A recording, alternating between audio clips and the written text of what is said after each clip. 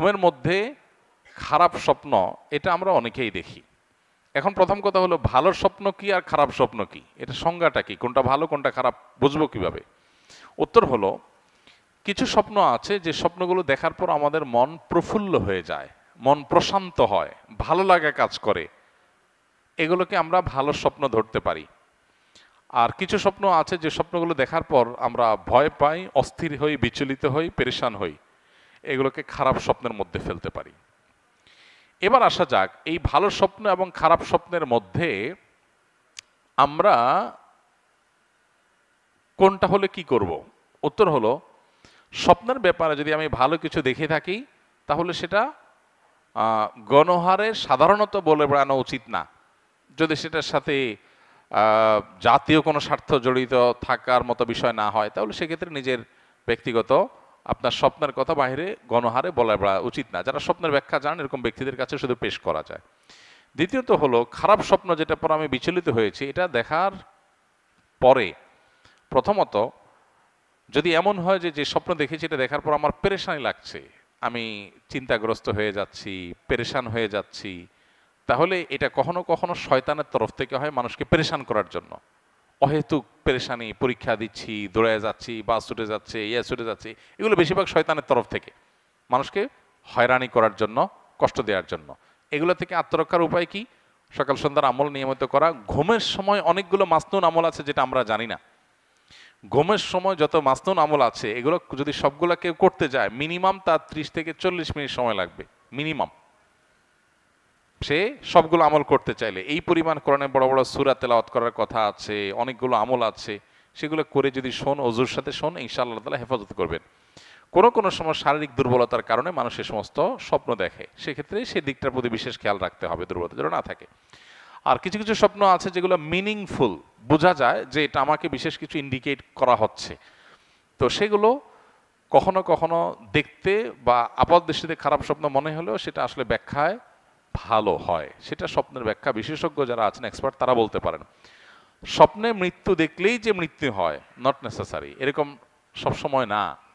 কোনো ক্ষেত্রে এরকমও হয়েছে, এক ব্যক্তি আমাদের পরিচিত খুব, তিনি মৃত্যুর কিছুদিন আগে তিনি স্বপ্নে দেখলেন তার মৃত একজন চাচা, তাকে স্বপ্নে দেখলেন তিনি হাঁটছেন আর ইনি পিছনে পিছনে হাঁটছেন। তো পেছনে পেছনে হাঁটছেন, এটা দেখার পর তিনি খুব বিচলিত হয়ে গেলেন, বললেন যে স্বপ্নটা আমার কাছে খুব মিনিংফুল মনে হচ্ছে, যে আমার মৃত চাচা, তাকে দেখলাম তিনি হাঁটছেন, কোনো কথাবার্তা নাই, এবং আমি পিছনে পিছনে যাচ্ছি, যেতে যেতে একটা সময় তিনি হারায় গেলেন, তাকে আর দেখলাম না, আমিও হারায় গেলাম।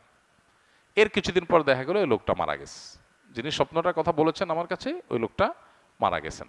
তখন ওনার মৃত্যুর পরে বুঝে আসছে যে তিনি যে স্বপ্নটা দেখেছেন তার ব্যাখ্যা আসলে কি ছিল। তো এইভাবে অনেক স্বপ্ন আছে যে স্বপ্নগুলো মানুষকে অনেক কিছু ইন্ডিকেট করে। নবী করিম সাল্লাল্লাহু আলাইহি সাল্লাম বলেছেন নবুয়াত বন্ধ হয়ে গেছে, কিন্তু ইমানদারদের মুবাশশিরাত, স্বপ্নের মাধ্যমে তাদেরকে বিভিন্ন বিষয় ইঙ্গিত করা, বিশেষ করে ভালো স্বপ্ন দেখার মাধ্যমে ভালো কিছু ইঙ্গিত করা, এটা কিয়ামত পর্যন্ত থাকবে এবং এটা নবুয়াতের একটা অংশ। বিদায় স্বপ্নকে একেবারে উড়াই দেওয়ার মতো বিষয় না। তবে হ্যাঁ, স্বপ্নের কিছু কিছু আছে যেগুলো শয়তান দেখা, যেগুলো পেরেশানির কারণে, শারীরিক দুর্বলতার কারণে হয়, সেটা আছে। বাট স্বপ্নের গুরুত্বপূর্ণ একটা পার্ট আছে, বেশ মিনিংফুল। আমরা আমাদের জীবন অনেক স্বপ্ন দেখেছি যেটার ব্যাখ্যা পরে আমাদের বুঝে আসছে যে হ্যাঁ, এটা তো মূলত এই জিনিসটা। তো এই জন্য স্বপ্ন নিয়ে আমাদের জানাশোনা বাড়ানো দরকার। দুর্ভাগ্যজনক বাস্তবতা হলো আমাদের সমাজে আজকাল স্বপ্নের ব্যাখ্যা বিশেষজ্ঞ মানুষ পাওয়া যায় না, হারায় গেছে একেবারে। এক্সপার্ট মানুষ সেরকম একটা নাই। আলেমদের মধ্যেও ওরকম আলেম পাওয়া যায় না সচরাচর, যারা স্বপ্নের ব্যাখ্যা ভালো করে বুঝেন। এটা মুসলমানদের একটা বড় সম্পদ, এই জায়গাটা একটা বড় শূন্যতা তৈরি হয়ে গেছে। তো এটা নিয়ে কারোর মনোযোগ থাকলে সেটা খুবই প্রশংসার বিষয়, স্বপ্নের ব্যাখ্যা বিষয়।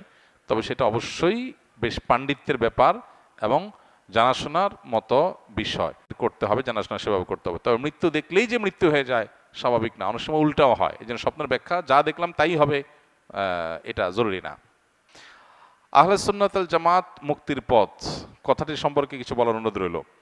আহলে সুন্নাত ওয়াল জামাত মুক্তির পথ, এই কথাটা ঠিক আছে, কারণ নবী করিম সাল্লাল্লাহু আলাইহি সাল্লাম বলেছেন যে আমার উম্মতের মধ্যে ৭৩টি ফেরকা সৃষ্টি হবে। তাফতারিকু উম্মতি আলা ৭৩ মিল্লাহ কুল্লুহুম ফিন্নার ইল্লা মিল্লাতুন ওয়াহিদা। এই ৭৩টি ফেরকার সবগুলো জাহান্নামে যাবে, একটা বাদে। সে একটা যেটা জাহান্নামে যাবে না, সেটা কোনটা? নবী সাল্লাল্লাহু আলাইহি সাল্লাম বলেছেন সেটা হলো মা আনা আলিহি ওয়া আসহাবি, আমি এবং আমার সাহাবীরা যে আদর্শের উপর থাকবে। আহলুস সুন্নাতি ওয়াল জামাআত মানে কি?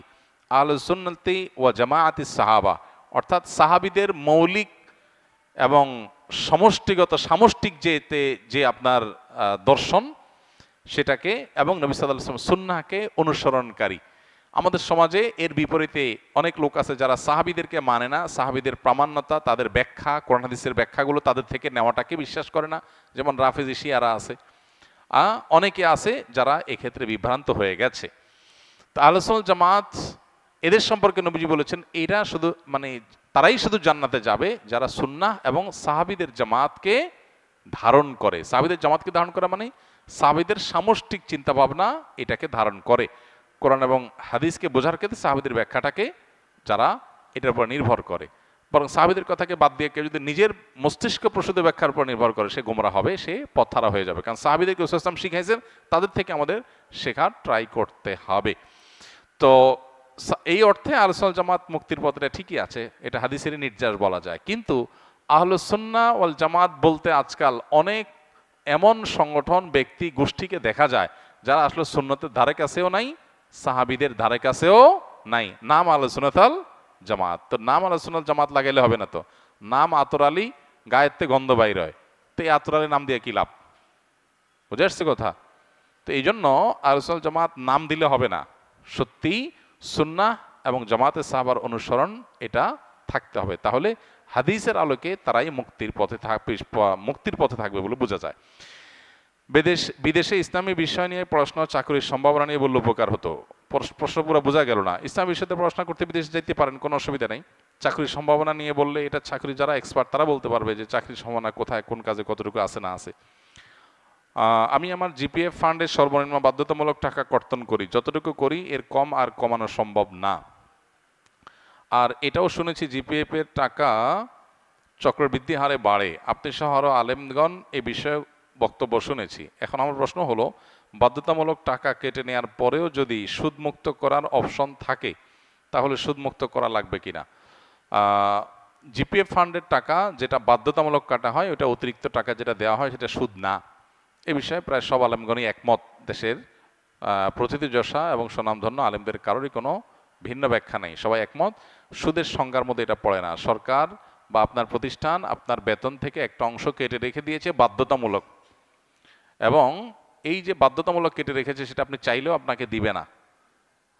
যেই পরিমাণটা বাধ্যতামূলক কেটে রেখেছে সেটা আপনাকে যখন ফেরত দিবে চাকরির পরে, তখন সেখানে অতিরিক্ত যে টাকা যোগ করে দেওয়া হয় সেটা সুদ না। কারণ আপনি কোনো লোন দিয়ে অতিরিক্ত নেন নাই, আপনাকে কেমন যেন বেতনই দিছে কম, দেওয়ার সময় সে এবার বাড়ায় দিছে, ওইটা সে সুদ বললো, আসলে সুদ না। এখন সরকারি সাধারণত জিপিএফ ফান্ডে অপশন থাকে যে তুমি জিপিএফ ফান্ডের সুদ নিবা কি নিবা না, এটা অপশন থাকে চয়েস করার। তো এখানে আসলে তারা যেটাকে সুদ বলছে এটা সুদই না, বিধায় এটা আপনি নিতে পারেন, নেওয়াতে কোনো অসুবিধা নাই, বরং আপনি এটা নেওয়াটা সম্পূর্ণ হালাল আপনার জন্য।